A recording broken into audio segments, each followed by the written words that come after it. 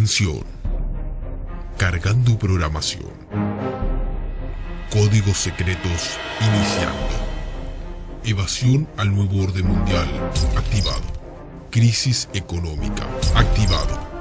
Manipulación mediática activado. Control de población activado. Sociedades secretas activado. Infiltración jesuita activado. Profecías activado. Control mental activado. Engaño de las vacunas activado. Datos biométricos activado. Activación confirmada. Iniciando códigos secretos.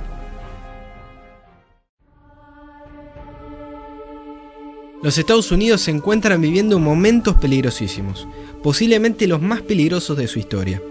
Una organización secreta ha estado trabajando desde adentro para destruir América, su constitución y todo aquello que representa su fundamento como nación. Este enemigo no es un ejército militar. Posee los mecanismos y la capacidad para hacer espionaje masivo de forma clandestina en todo el mundo. El disfraz religioso como fachada es virtualmente perfecto para ocultar sus operaciones. Descubra los intrigantes detalles y vea una muestra de cuán lejos ha podido llegar esta organización terrorista en su proceso de destruir América. Bienvenidos a Códigos Secretos. En esta oportunidad vamos a estar analizando las estrategias jesuitas que pusieron en marcha la primer crisis a nivel global. Esto es Terroristas Secretos, presentando en esta oportunidad Primera Guerra Mundial.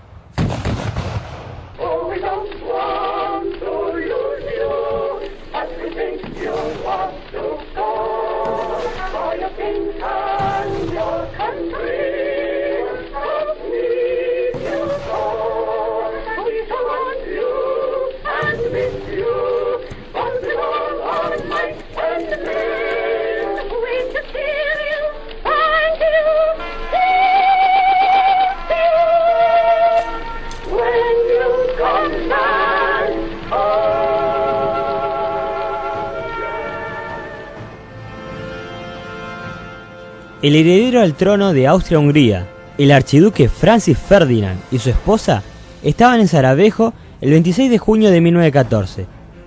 A medida que se movían por las calles, llenas de gentes en un carruaje abierto, comenzó un tiroteo y ambos resultaron muertos.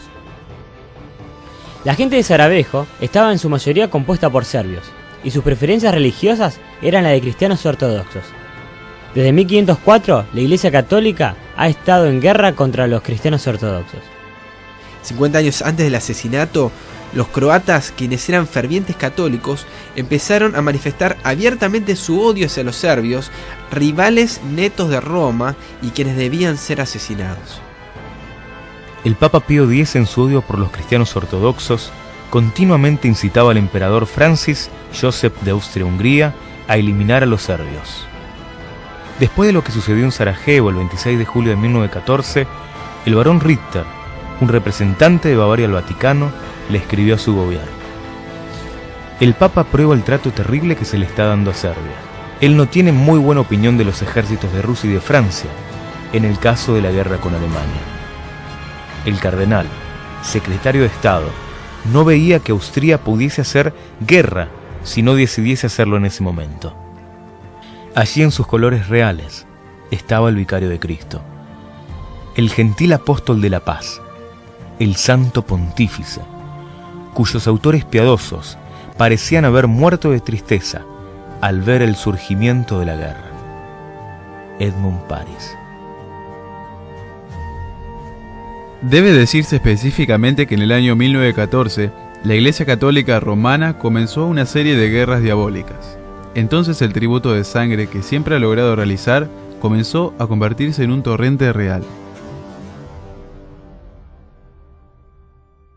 Vemos entonces que el Papa sabía que si los austrohúngaros destruían a los serbios cristianos ortodoxos de Rusia se iban a unir a este conflicto. Entonces, Alemania, Francia y otros se unirían y comenzaría así la Primera Guerra Mundial. El papado estaba gozoso de que Rusia entrara en este conflicto, ya que Rusia tenía gran parte de cristianos ortodoxos. El objetivo del papado era que todos los ortodoxos cristianos de Rusia y del resto del mundo fueran aniquilados. Los jesuitas del Papa tenían otra razón para estar contentos cuando Rusia entró al conflicto. Era hora de la venganza. Cerca de 100 años antes de que la Primera Guerra Mundial comenzara, Alejandro I, el emperador ruso, sacó a los jesuitas de Roma. El emperador ruso Alejandro se vio precisado a promulgar un decreto real en el año 1816, mediante el cual los jesuitas serían expulsados de San Petersburgo y de Moscú. Siendo poco efectivo ese decreto, promulgó otro en el año 1820, excluyéndolos totalmente de los territorios rusos. Thompson. 5 años después, Alejandro fue envenenado, y ahora los zares rusos estaban bajo el ataque de los jesuitas. Alejandro II rompió todos los lazos diplomáticos con Roma en el año 1877 y hasta propuso una constitución. Alejandro II había progresado muy bien en sus grandes reformas y le había estampado su firma a la constitución que se había adoptado en Rusia. Al día siguiente de hacerlo, le arrojaron una bomba a su carruaje y la misma mató y hirió un número de cosacos que acompañaban el carruaje. El emperador, en señal de profunda tristeza, salió de su carruaje a ver los cuerpos de los hombres muertos, cuando una segunda bomba lo voló en pedazos. Arno Kevelein. Finalmente, en el año 1917, el último emperador zarista, junto a su familia, fue asesinado. Nunca más un emperador de la odiada familia de los Romanov gobernó Rusia o protegió la Iglesia Ortodoxa.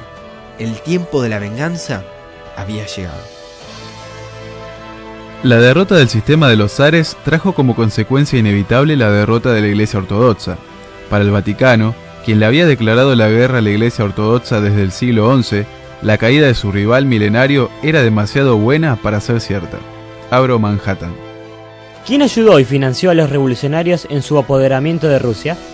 ¿Quién apoyó a Lenin, Trotsky y a Stalin cuando crearon la revolución y el derramamiento de sangre en toda Rusia?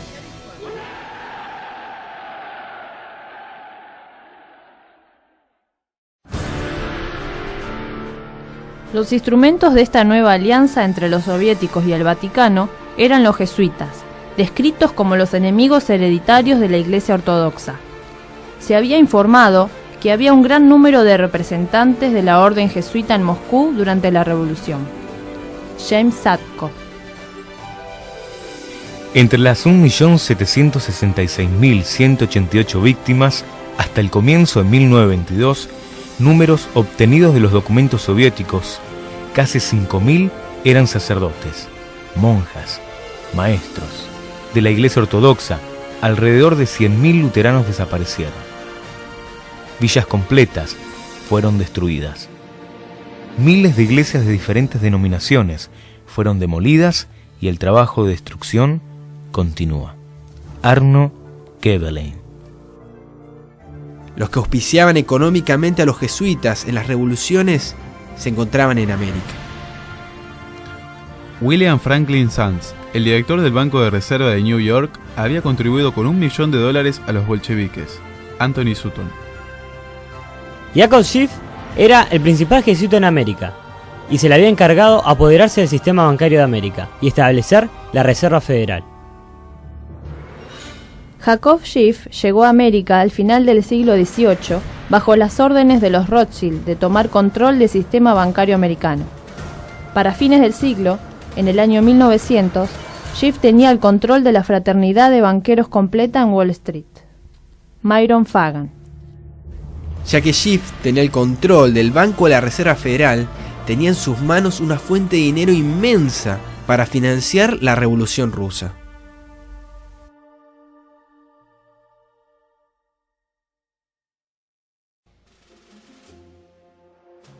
En la publicación del periódico, el New York Journal American, el nieto de Schiff, llamado John, fue citado por el periodista Joel Knickerbocker. el cual había dicho que su abuelo, Yakov Schiff, dio alrededor de $20 millones para financiar el triunfo del comunismo en Rusia. Edward Griffin. En términos de valor, hoy en día estaríamos hablando de una cifra aproximadamente de $1.000 millones, dinero que se le robó al pueblo norteamericano mediante el Banco de la Reserva Federal. Jacob Schiff estaba en control de la fraternidad completa de banqueros y estaba financiando a un gobierno que apoyaba los principios que constituían una antítesis de la Constitución de los Estados Unidos. Schiff pretendía ser un capitalista americano. Vivía en América, pero sus objetivos eran los objetivos del Papa: destruir el gobierno norteamericano. Había otras metas que los jesuitas pretendían lograr con la Primera Guerra Mundial. Todas las grandes naciones, incluyendo a los Estados Unidos, estaban agotados por la guerra, devastados y llorando a sus muertos. La paz era el gran deseo universal. Por tanto, cuando Woodrow Wilson propuso establecer la Liga de las Naciones para asegurar la paz, todas las grandes naciones entraron sin siquiera haberse detenido a leer las letras pequeñas que habían en dicha proposición. Myron Fagan. Después de la Primera Guerra Mundial, se hizo un intento de establecer el primer gobierno a nivel mundial, y lo que se logró establecer fue la Liga de las Naciones. Fue el senador Henry Cabot Lodge el que detuvo la participación de los Estados Unidos en la Liga de las Naciones. El plan de los jesuitas de crear un gobierno mundial desde el cual pudiesen controlar al mundo fue detenido solo temporalmente. Esta parte del plan de los jesuitas tuvo que hacerse esperar por 27 años antes de que se repitiese otra vez, cuando la Segunda Guerra Mundial culmine con la creación de las Naciones Unidas.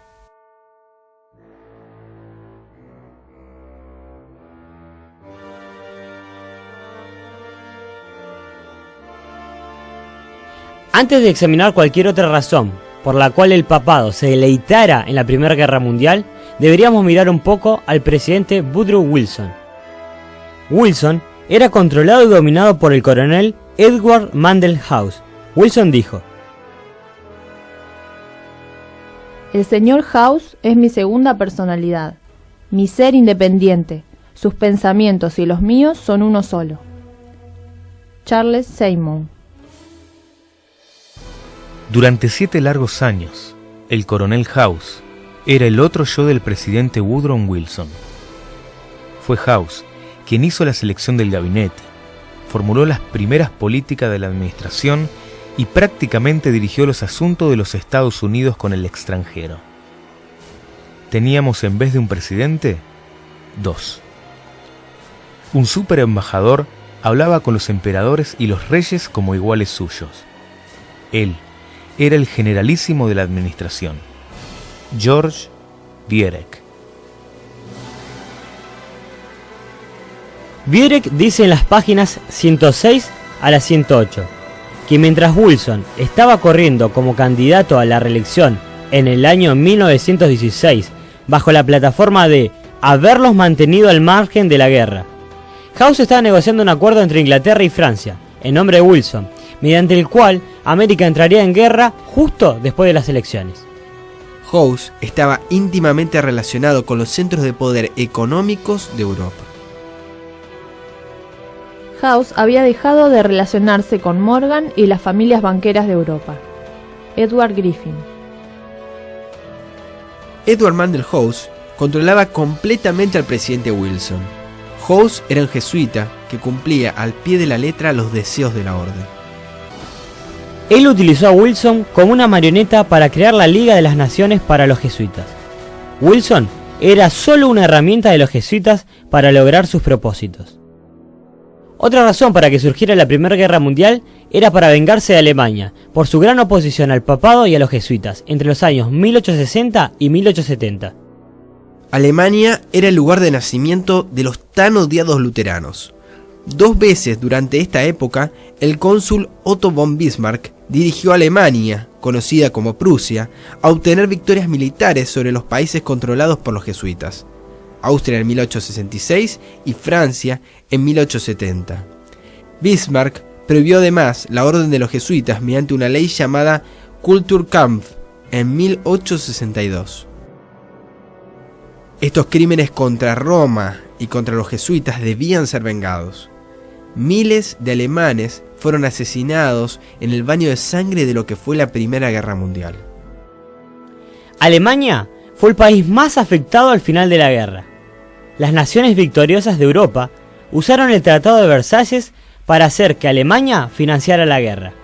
El tratado impuso una carga tan injusta de reparaciones de guerra sobre Alemania que cuando el líder francés Clemenceau fue entrevistado por la prensa en torno al resultado del Tratado de las Naciones, él dijo: "Hemos garantizado que habrá otra guerra dentro de 20 años".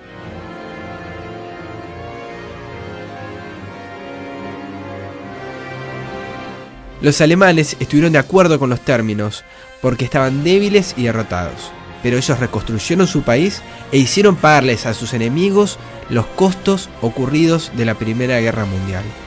Y esa deuda fue pagada en la Segunda Guerra Mundial. Después que terminó la Primera Guerra Mundial, los jesuitas no obtuvieron lo que querían. Woodrow Wilson y Edward Mandell House se las arreglaron para obtener la Liga de las Naciones para ellos, pero fallaron miserablemente, porque los Estados Unidos no se unieron. Por tanto, se requería otra guerra. Una guerra tan devastadora que la gente pidiera a gritos la creación de las Naciones Unidas. Esta era una de las metas de la Primera Guerra Mundial. Examinaremos estas y otras razones para que surgiera la Segunda Guerra Mundial en nuestro próximo episodio. No te lo pierdas. Das alles ist heiß! Die große Zeit ist jetzt angebrochen. Deutschland ist nun erwacht.